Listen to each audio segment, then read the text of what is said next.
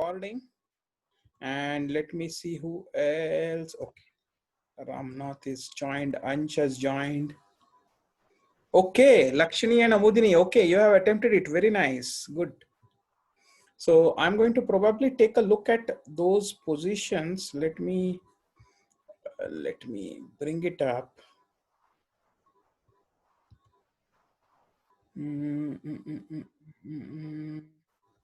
Not here. Here, I think.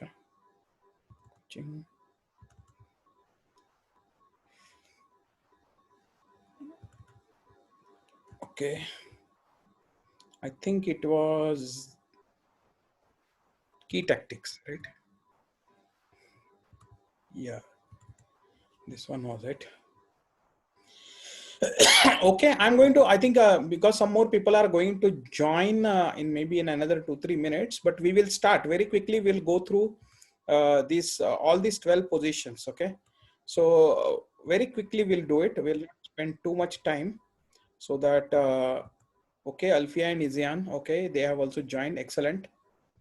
So they have joined. Okay, so first position. Okay, I think some of you have already got it. The solution is leveraging in this position, leveraging the pin. You can see that the queen has just now moved it, but to a slightly awkward position. The bishop is pinning the d5 pawn against the king, and the knights are very active, whites. So white knight c3 plays to e4, knight e4, forking the, not really forking, I mean simultaneously attacking the bishop and the queen does not have any supporting square to go to where the bishop will be held. So next move, the bishop at c5 will be captured, right? So that is the solution for the first one. So second one, it's a fork, white to play, and I think two of you have identified it correctly, Arin and Arohi. Queen to a4 check. Queen to a4 checks the king, at the same time attacks the knight on e4. There is no way the knight can be defended and the check at the same time. Knight cannot also go back and to a position where it will block the check. So the knight is lost. It's right out of the opening. So yeah, I mean, this kind of a disaster can happen. Black got greedy and captured the e4 pawn without really realizing. Okay. So that is the solution for the fork in 2. Let us look at number 3. It's a skewer. I think most of you have got it. I think whoever has submitted got it. It's pretty easy to see the check, and the knight and the bishop are surrounding the black king. So queen to g5 check. King has to move. It cannot move to a square adjacent to the queen. So the queen gets skewered. Queen gets captured next move. Okay. So very easy, I think, and very simple demonstration of the skewer principle. So then fourth, okay, I see some chat coming in. Hey, hi Rishita. Yes, we are going through the last week's exercise. Yes. Okay, let me put the chat over here. Okay, the next one is the net for mat. I mean, just saying there is a net which is black to play, right?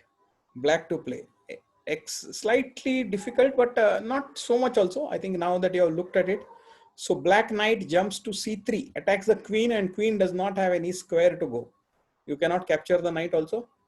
So queen is lost, right? So this is a net around the queen. If you can see, most of the net is of its own colored pieces, but knight on d5 has got a very nice jump square, c3, and the queen is lost. Okay, so okay, all right, so far we have looked at 4. Is it clear what I'm explaining? I will explain with the coordinates only, knight c3 etc., and I'm sure you will visualize it from that. Okay, and confirmed, Raj, Srushti confirmed, Arin confirmed. Yes, good, all right. So we'll quickly move on to the other next 4 positions. A wide net. Srushti, you attempted it, but you did not get this. Bishop e6, yeah, looks logical, but it does not immediately. Queen again goes back to c6, checking the king. Queen cannot come in between because then the rook will be lost. So when bishop e6, queen c6 check, again bishop goes back, and white actually is in a bad position. So white will be happy to take a threefold repetition here and draw. Again, queen will come to what I call d5 again, and threatening mate. So again, if bishop goes to e6, white will keep switching that. Instead, for the black, it is black to move, and the simple move is c4, c5 to c4, pawn push. I think we had seen this actually. This same position we saw it in my game. So I don't know, Srushti, how you missed it. So it is c5 to c4, and bishop is locked up. White bishop is lost for 2 pawns. Okay, so I will not this. Then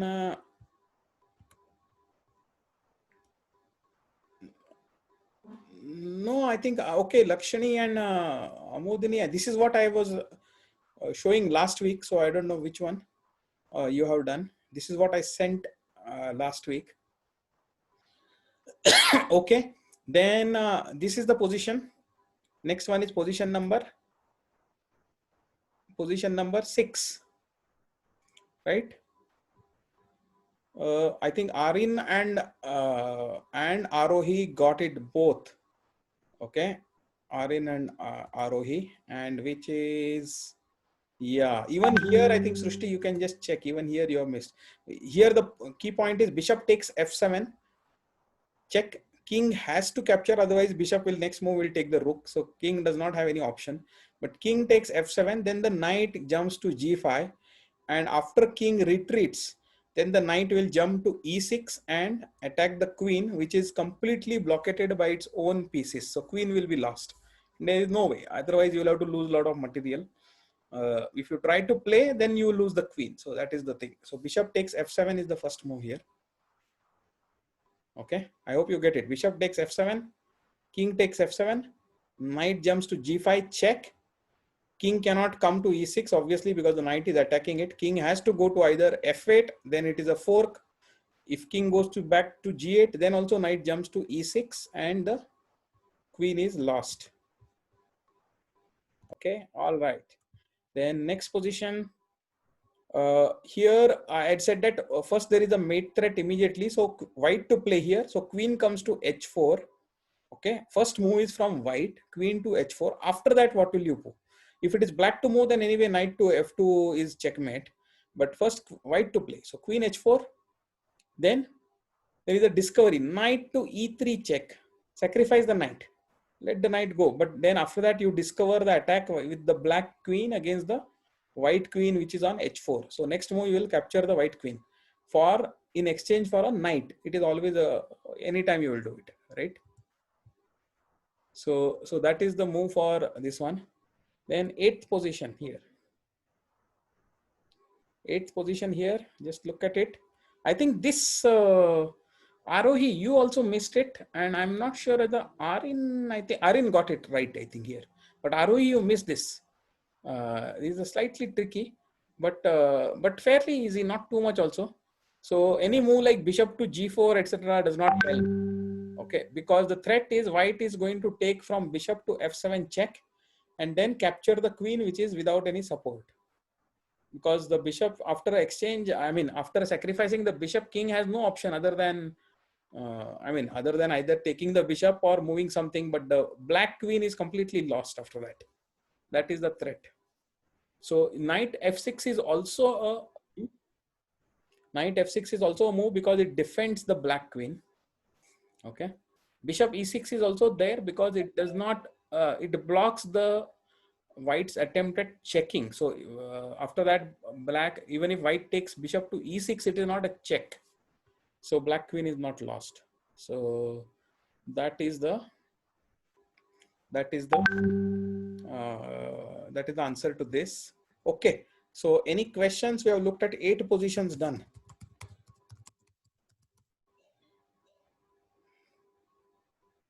Okay, Anj says, okay, clear. Everybody else is okay. Shall I move to the next 4 positions, last? Okay, all right. Rishita is also saying yes. So I am assuming everybody is this. So position number 9.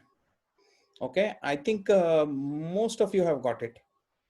That there is a nice jump, exchange jump, which is knight d4 goes to c6. It captures the c6 knight and attacks the queen. At the same time, the bishop e3 is attacking the c5 bishop. So queen obviously being more valuable, either you will have to save the queen or take the knight because it is attacking the queen. And then the next move, white will take the c5 bishop.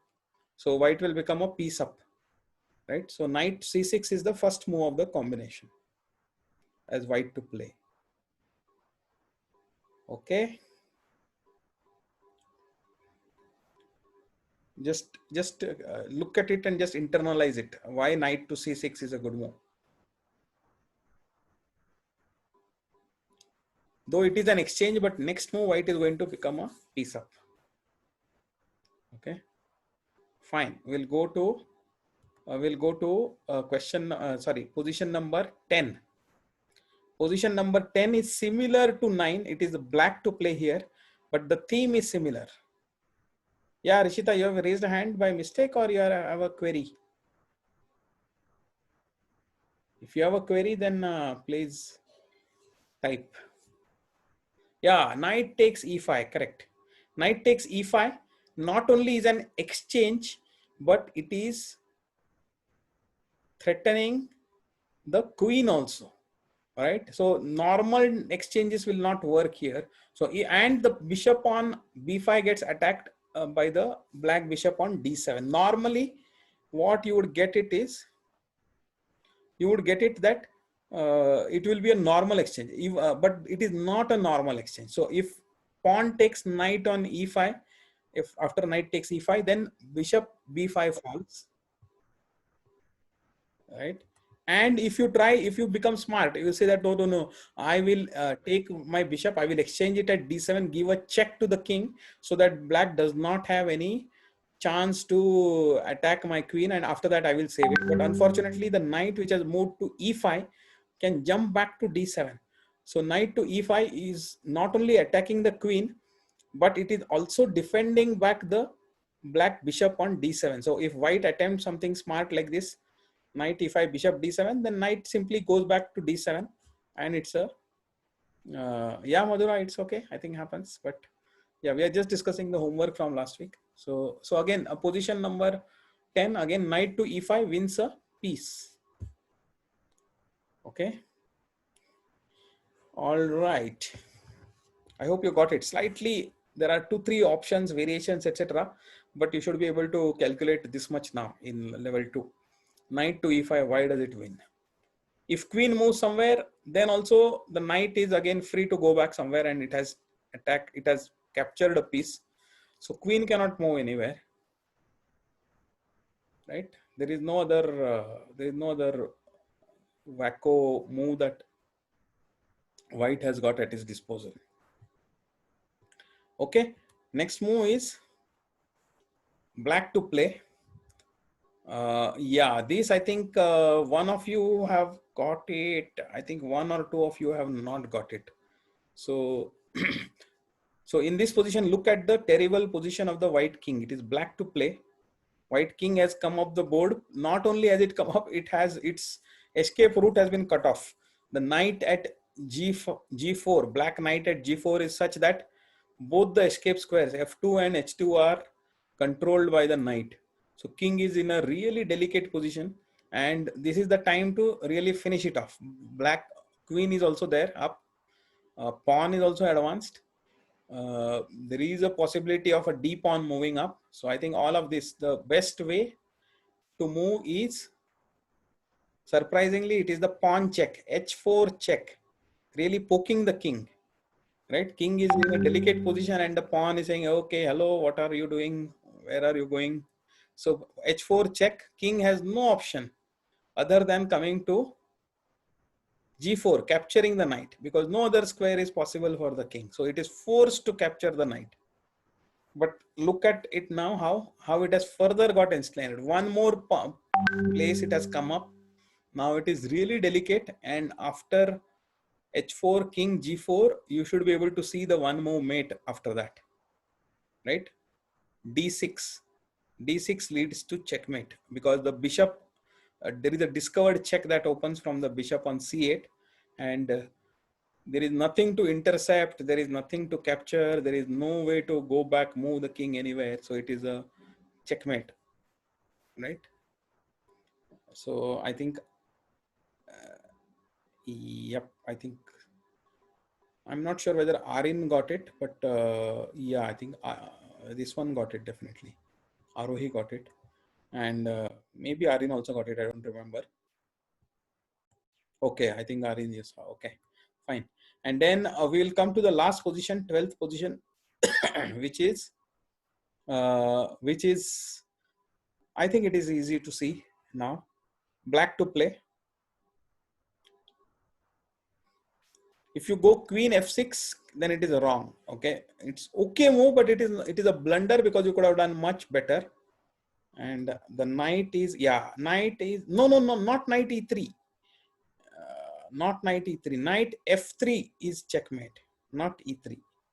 Yes, this is something you have to be careful. Though both the things are leading to check, both of them are leading to discovered check, but you have to see what is the other square that you need to block. So knight e3 does not lead to checkmate. King will come to d2. Knight to f3 will control both the e1 square as well as the d2 square, and the e file is the discovered check. So together it is checkmate, right? Though the bishop is attacking the queen, but it doesn't help because it's a double check. So that is the beauty of it, right? Yeah, Rishita, you saw it. I mean, you saw all the possibilities basically. It is not knight e3, but knight f3, and this is something that even you, many times you get this position, but you have to think that properly, which is the one. Okay, so fine. I think any other questions on these 12 problems? If not, then I think what we will go to is today's focus. Today's focus is going to be on continuing on endgame. This session and the next session, we'll look at endgames again. I don't know how many of you have attempted the homework exercises I had given in the last lecture on endgame. There are a lot of positions. I think there are 12 or 13 variants of position. I had asked you to play yourself with somebody or whatever. If you have done that, you would have got a lot of concepts of the end game. But today we are not looking at that. Today what we are going to look at is a very simple, we are continuing our systematic way. In level 1, you learned how to checkmate with a lone queen. Then you learned how to checkmate with 2 rooks, fairly easy. Then you learned to checkmate with a single rook. Okay, we are going to continue that. In level 2, you are going to learn how to checkmate with 2 bishops as part of the simple endgame mates series. We will also look at some pawn endgames in the next session, but this is a very you will realize that this position is fairly easy to win, but a little bit of technique is required. See, I think you theoretically you'll understand, because there are 2 bishops, right? So each one of them covers one color, one type of color. So you will be able to easily bring it up and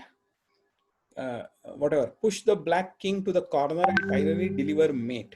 But you have to just remember that sometimes stalemate threats are there, so you should just have to be careful. But otherwise it is a fairly simple technique. So anyone wants to suggest a move for me? It is white to play now. And okay, Rishita, go ahead. Go ahead and suggest your move in this. Or whoever is there, whoever wants to suggest. Bishop to h2, bishop to h2. Okay, let us look at it. I think first I got bishop to h2. So I'm going to make it bishop to h2. So king to d4. Okay, now you tell me the move.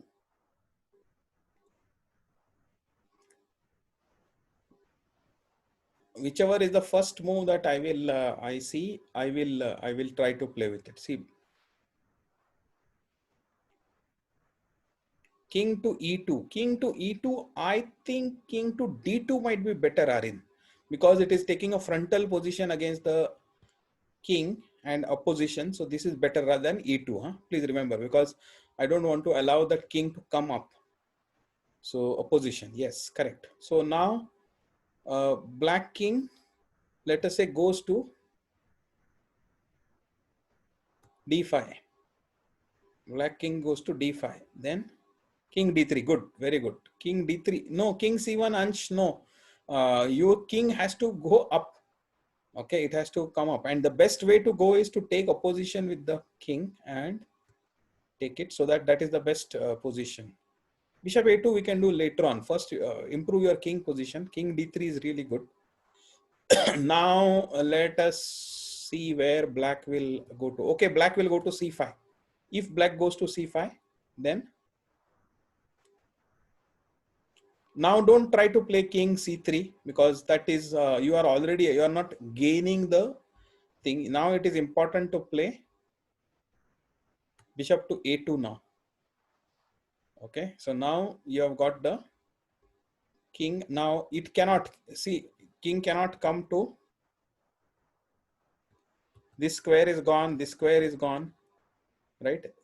This square, this square, this square, all of these squares are gone. So you are trying to, can you see it? So it is now black's move, right? Bishop a2, kings, I don't know, was it kings? No, bishop a2 has played. Now it is black's move. See how the black, you are going to counter this one. So there is no point in playing king to b4. Okay, do you know why?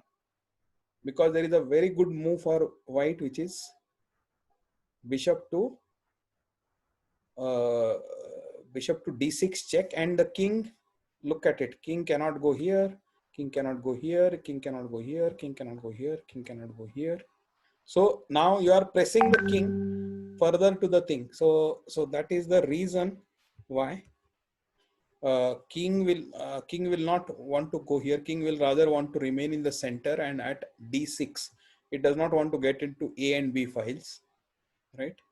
So that being the position, what is the right thing? It is okay to now play. Yeah, king c4 is better, but I think I want to also get my bishops at centralization. Okay, I want to put them into center so that it is not. Okay, so now again, if black tries to play in the center again, which is okay, then white plays bishop to c4. Okay, I think we'll make this as the main promote variation main. Okay, so what happened? Bishop to c4. Okay, so now if king will not want to go to b4, because it will definitely get cornered there, right? So king will want to go to, let us say, c6. If king goes to c6, now you bring up your king to d4. Now where do you want to go? I'm going to ask. Now I suggest a move for black now. Whether does it want to go to d7 or b6? Okay. Abhinav is saying b6. Let us try b6. If it is b6,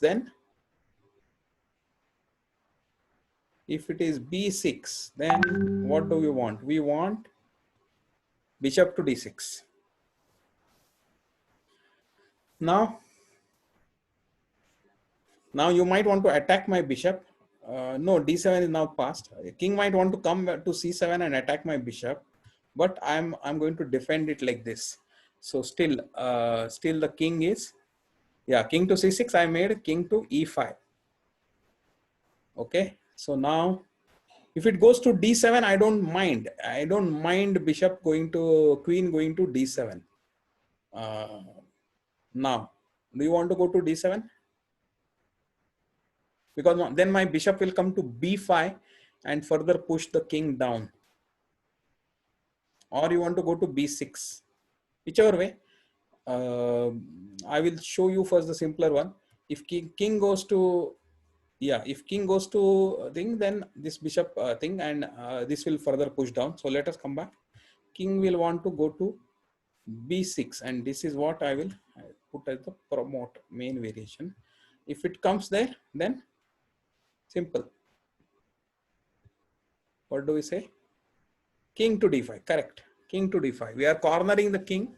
We are making progress. It takes a few moves, but it's okay. I mean, 50 moves are there in as per the chess. If you get into this position from anyway worse position, I think 15 or 16 moves is enough with the bishop. I started from almost the worst position. Okay. So what do we do? Do we want to go to a5 or b7? Now, black king. b7. Okay. If b7 it is, if it is b7, then king to c5. King to c5. See how we are crushing it and putting the king, taking it surely, and taking away the b6 square now. a6 is already gone. c6 is gone. c7 is gone. So king to c8. King to c8. Okay, now that this is the key thing. Once you have got the king to the edge of the board, then you have to play carefully, but you have to ensure that it does not come out again. Okay, at the most he will travel only on the edge of the board. So first safe move is, there are other moves also, but I want to not let him go out, which is king c6, right? Opposition. Cool. So now there is practically only one square left. There is not too many. So bishop to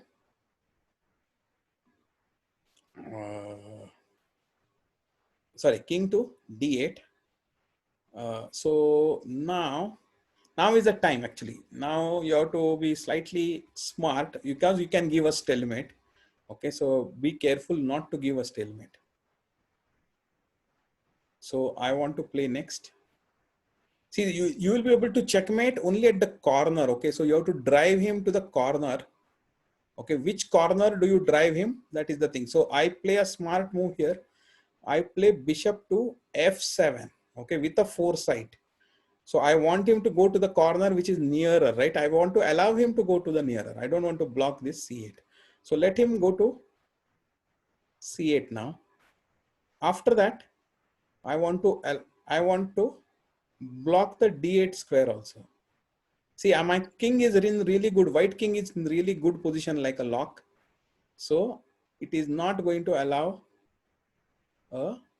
this one, right? So now I have moved this. So the king goes to, forced to go to, king is forced to go to b8 now. So now king b6, correct.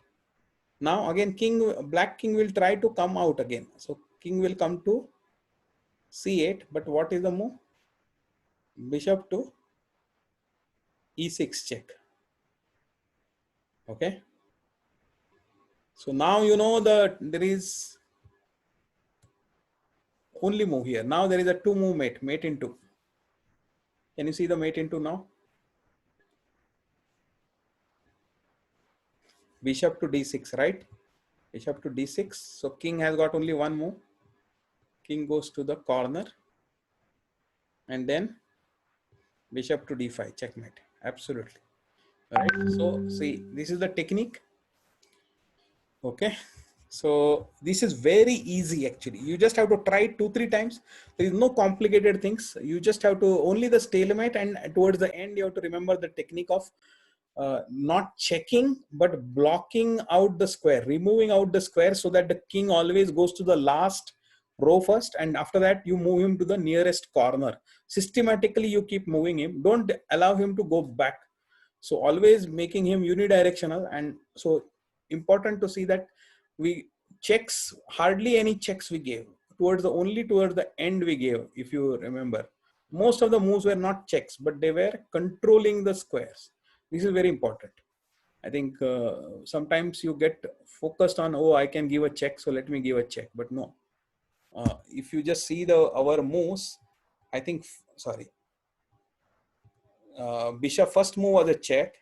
After that, the only 16th move was a check, and then 17th move and 18th move. So first, so we started checking him again only towards the end when the mate was in sight, 16, 17, and 18. Right? All other moves were not checks. Right? So please remember this. Okay. So we have seen the. So I'm going to send a handout, which is containing the end game. But yeah, the first page is explaining how to checkmate with the bishop. Second page is what we are going to cover in the next class. Some of it is a revision. I have already covered. Okay, the position number 1, 2, and 3. These are pawn end games, king and pawn. So I have already covered it probably in L1 class itself probably. But anyway, we'll revise it, and then these are the other examples, instructive examples. So this is what I'm going to cover it in the next.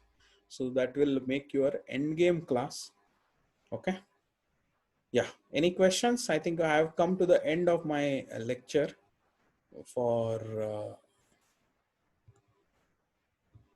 if there are any questions, then let us put it. Otherwise, we will go back to our practice game. Okay.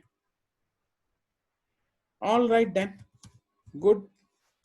Goodbye and see you on live chess. Right, in the practice arena. All right. Okay, I'm going to stop recording first.